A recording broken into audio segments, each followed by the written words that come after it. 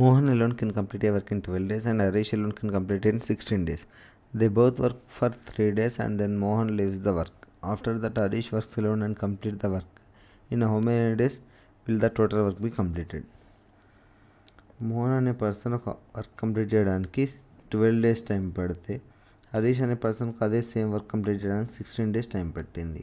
అప్పుడు total work ఏమవుతుంది? 12, 16 యొక్క ఎల్సిఎం అనేది టోటల్ వర్క్ అవుతుంది. Total work will be 48 units. Efficiency of Mohan ఏమవుతుంది?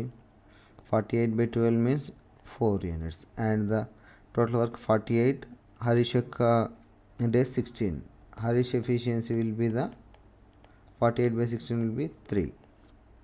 ఇక్కడ they both work for 3 days and then Mohan leaves the work అన్నాడు. ఈ మోహన్ ప్లస్ హరీష్ అనే ఇద్దరు పర్సన్స్ 3 days వర్క్ చేశారు. 3 days వర్క్ చేశారంటే వాళ్ళ యొక్క ఎఫిషియన్సీ 4 + 3 7. 1 day ఎఫిషియన్సీ 4 + 3 7 కాబట్టి 3 days వర్క్ చేశారు కాబట్టి 3 × 7 21 యూనిట్స్ ఆఫ్ వర్క్ అనేది కంప్లీట్ అయింది. రిమైనింగ్ ఎంత ఉంటుంది? Total work 48, 21 units of work complete అయింది. దెన్ మోహన్ లీవ్స్ అన్నాడు.